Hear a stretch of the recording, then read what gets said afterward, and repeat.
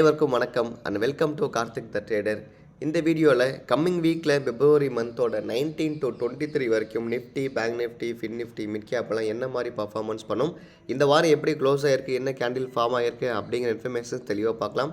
And அது மட்டும் இல்லாமல் இந்த மந்தில் என்னென்ன ஸ்டாக்ஸ் போனஸ் தர போகிறாங்க அப்படிங்கிற இன்ஃபர்மேஷன்ஸும் நம்ம தெளிவாக பார்க்கலாம். முக்கியமான வீடியோ ஃப்ரெண்ட்ஸ், மறக்காமல் ஃபுல்லாக பாருங்கள். And one more important informations, டிஸ்கிரிப்ஷனில் டெலிகிராமுக்கான சேனல் லிங்க் நான் கொடுத்துருக்கேன். ஃப்ரீ டெலிகிராம் சேனல் லிங்க் தான், ப்ரீமியம் குரூப்ஸ் எதுவும் கிடையாது ஃப்ரெண்ட்ஸ். அதிலே இல்லை இன்ஃபர்மேஷன்ஸ் நான் ப்ரொவைட் பண்ணிகிட்ருக்கேன். மறக்காமல் அதிலே நீங்கள் ஜாயின் பண்ணுங்கள். டெய்லி மார்னிங் 9 மணிக்கு நம்ம சேனலில் லைவ் ஆல்சோ இருக்கும். மறக்காமல் சப்ஸ்கிரைப் பண்ணி லைவ் நோட்டிஃபிகேஷன்ஸ் ஆல்சோ நீங்கள் பெறலாம். அதிலே ஜாயின் பண்ணி உங்கள் டவுட்ஸ் அண்ட் கமெண்ட்ஸஸ் இருந்தால் லைவாக என்கிட்ட நீங்கள் கேளுங்க. ஓகே, இப்போ நீங்கள் ஸ்க்ரீனில் பார்க்குறது நிஃப்டியோட 1 வீக் சார்ட். இப்போ என்ன பார்க்க போகிறோன்னா, பிப்ரவரி 19லேருந்து 23 வரைக்கும் உள்ள இன்ஃபர்மேஷன்ஸ் கிளியராக பார்க்க போகிறோம். பாஸ்ட்டாக 12லேருந்து 16 வரைக்கும் எப்படி மார்க்கெட் முடிஞ்சிருக்கு, என்ன கேண்டில் ஃபார்ம் ஆகிருக்கு அப்படிங்கிறது தெளிவாக நம்ம பார்க்கலாம். இந்த வீக்லி அனலைசிஸ் பொறுத்தவரை பார்க்குற ஃபஸ்ட்டு இண்டெக்ஸ்னா நிஃப்டியோட க்ளோசிங் பார்த்தீங்கன்னா இந்த வாரம் 22,040, தட் இஸ் 22,000 மேலே க்ளோஸ் ஆகியிருக்கு. கேண்டில் பார்த்தீங்கன்னா நல்ல ஒரு புல்லிஷ் கேண்டில் இங்கே ஃபார்ம் ஆகியிருக்கு. ஓகே, நோட் பண்ண வேண்டிய விஷயம், நிஃப்டி போன வாரம் நல்ல ஸ்ட்ராங் புல்லிஸாக இருக்குது. ஸோ 21,600 அப்படிங்கிறத ஸ்ட்ராங் சப்போர்ட்டாக மார்க்கெட்டுக்கு கன்சிடர் பண்ணலாம். நம்பர் 1.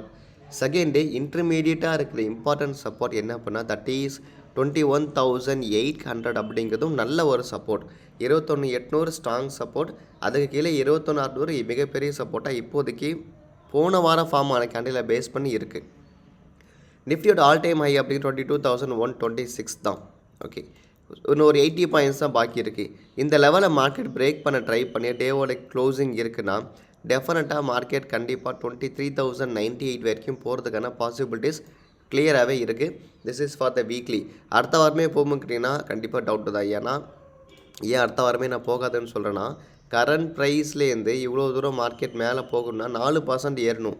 ஒரே வாரத்தில் 4% அப்படிங்கிறது கொஞ்சம் டஃபஸ்ட் லெவல் தான். பெரும்பாலும் ட்ரேட் ஆகும், 4% ட்ரேட் ஆகும். ஃபார் எக்ஸாம்பிள் இந்த போன வாரமே எடுத்துக்கிட்டோம் அப்படின்னா கிட்டத்தட்ட லோ டு ஹை வந்து 2.46%.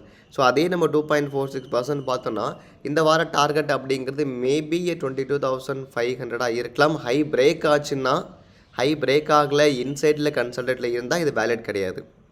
ஸோ இந்த வார டார்கெட் அப்படிங்கிறது 22,500 கூட இருக்கலாம். இந்த வாரம் இந்த டார்கெட்டை ரீச் பண்ணிச்சுன்னா அடுத்த வாரம் 23,000 மார்க்கெட் ரீச் பண்ணுறதுக்கு நல்ல ஒரு பாசிபிலிட்டிஸ் இருக்குது. This is the scenario.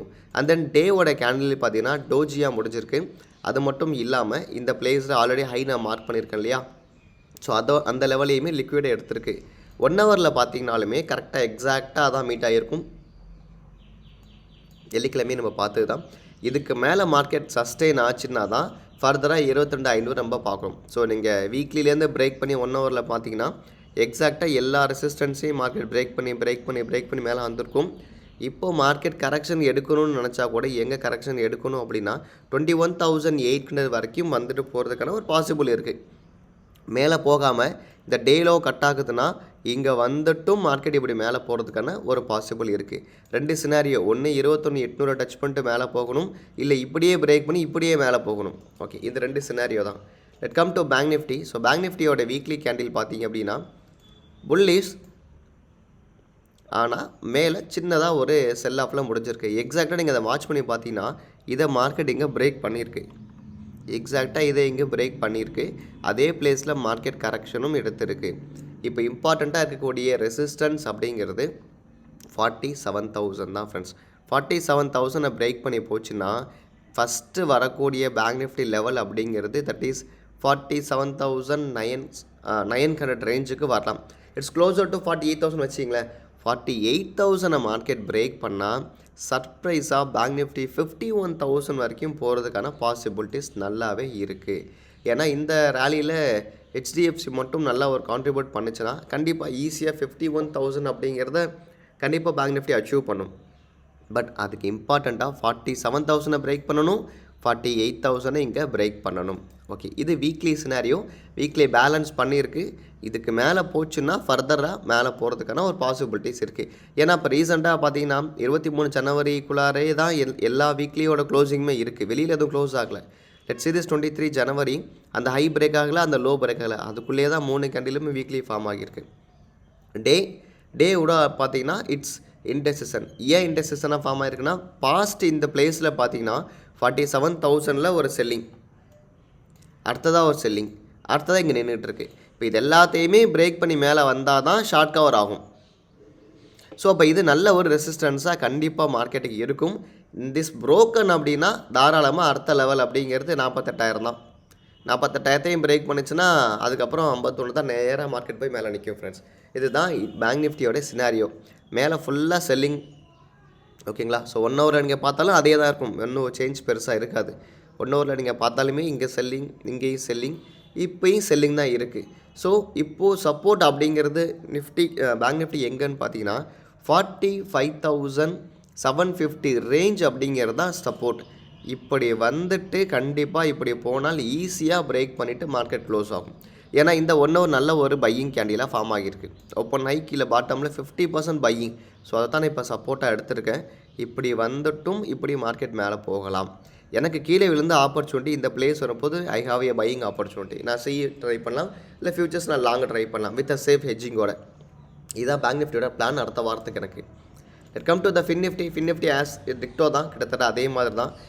Fin நிஃப்டியும் இந்த லெவலில் பிரேக் பண்ணணும். ஸோ ஃபின் நிஃப்டி 20,833க்கு மேலே சஸ்டெயின் இருக்குதுன்னா இட் குட் ரீச் 21,000. அதுக்கப்புறம் உள்ள ஹை அப்படிங்கிறது பார்த்தீங்கன்னா 21,500 தான் ஃப்ரெண்ட்ஸ். இது பிரேக் ஆச்சுன்னா பேங்க் நிஃப்டியோட ட்ரெண்டை ஃபாலோ பண்ணாலே போதும், ஃபின் நிஃப்டி ட்ரெண்டு நமக்கு ஈஸியாக கிடச்சிரும். பட் எனிவே நம்ம ஷார்ட் டைம் ஃப்ரேம் பார்க்கலாம். ஸோ 1 ஹவரில் பார்த்தோன்னா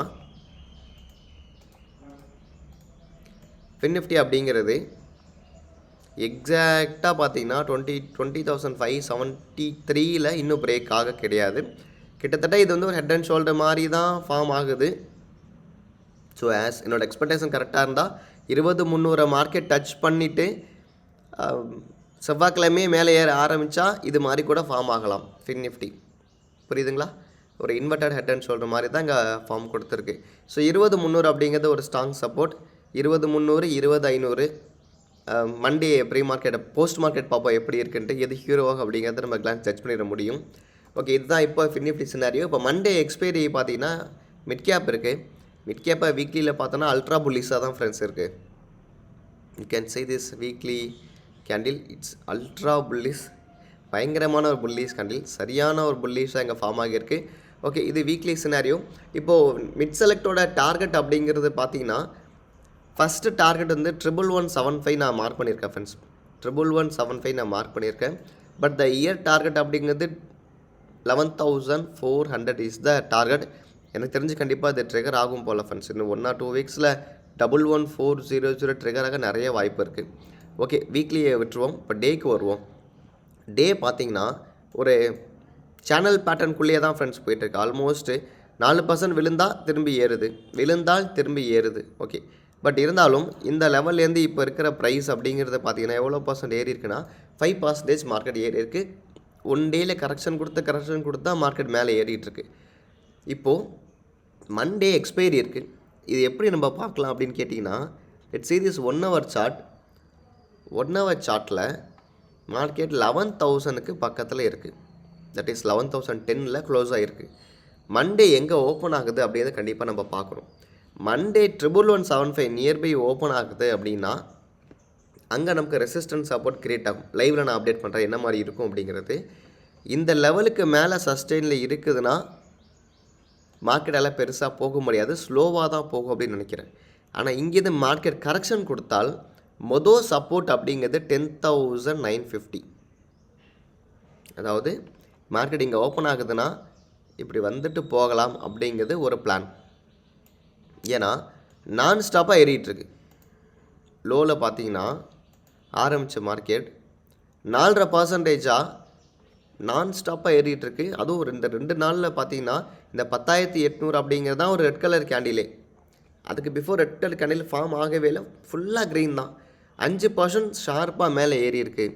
ஸோ இது மட்டும் இல்லாமல் மார்க்கெட் கேப் அப்பில் ஓப்பன் ஆகுதுன்னா ஆல்மோஸ்ட் 6% நான் ஸ்டாப்பாக ஏறி இருக்கும். நமக்கு ஒரு 2% கரெக்ஷன் கிடச்சாட போதும், நல்லா இருக்கும் அப்படிங்கிற என்னோட எதிர்பார்ப்பு. ஸோ 11,175 அப்படிங்கிற ரேஞ்சில் மார்க்கெட் இருக்குதுன்னா திரும்பியும் மார்க்கெட் 10,900 வரைக்கும் வந்துட்டு மேலே போகிறதுக்கான ஒரு பாசிபிலிட்டிஸ் இருக்குது அப்படிங்கிறது என்னோடய வியூ. இருந்தாலும் மண்டே எங்கே மார்க்கெட் ஓப்பன் ஆகுது, மண்டே என்ன சினாரியோ இருக்குது, மண்டேயோட 1 ஹவர் கேண்டில் எப்படி ஃபார்ம் ஆகுது அப்படிங்கிறத வச்சு ஒரு டெசிஷன் எடுத்து அதுக்கப்புறம் மண்டே நம்ம ட்ரேட் பண்ணால் we can go a proper டைரக்ஷனுக்கு போகலாம்.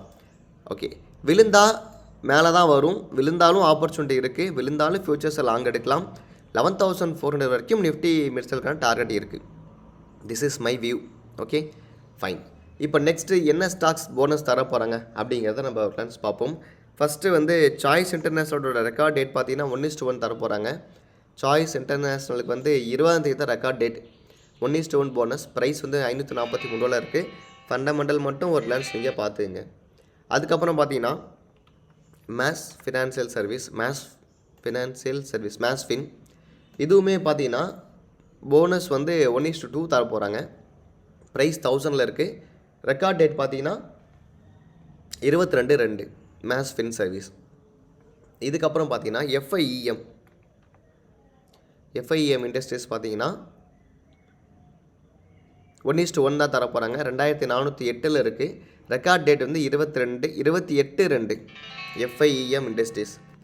ஓகே, அந்த தேர்டு பார்த்தீங்கன்னா பைசாலோ டிஜிட்டல் லிமிடெட் 140 இருக்குது. இதுவும் 1:1 தான். ரெக்கார்ட் டேட்டு 23, இப்போ கிடையாது, மார்ச் மாதம் தான் போனஸ். இன்னும் இதில் அப்டேட் ஆகலை. மார்ச் மாதம் தர போகிறாங்க. $143 இருக்குது. நம்ம இதுக்கு பிஃபோர் அதை அனலைசிஸ் பண்ணியிருக்கோம். எங்கே அனலைசிஸ் பண்ணியிருக்கோன்னா $85 பிரேக்அவுட்டில் பண்ணியிருக்கோம். ஆனால் 142 இருக்குது. என்எஸ்சில் இருக்கிற ஸ்டாக்ஸ் தான். ஃபண்டமெண்டல் மட்டும் செக் பண்ணுங்கள். செக் பண்ணிட்டு ப்ரொசீட் பண்ணுங்கள். இது மூணும் நான் பார்த்ததில் லோ ஃப்ரீஸ் இல்லாமல் ட்ரேட் ஆகிற ஸ்டாக்ஸ் தான் நான் சொல்லியிருக்கேன். போனஸ் வரக்கூடிய stocks Paisalo, FIEM, Mas financial, choice international. Okay, so மற்ற ஸ்டாக்ஸை எடுத்து வைக்கல ஃப்ரெண்ட்ஸ். நான் ஃபர்தர் வீடியோவில் அப்டேட் பண்ணுறேன். ஏதாச்சும் டவுட்ஸ் இருந்தால் கண்டிப்பாக தெரியப்படுத்துங்க. தேங்க்ஸ் ஃபார் வாட்சிங் அண்ட் தேங்க்யூ.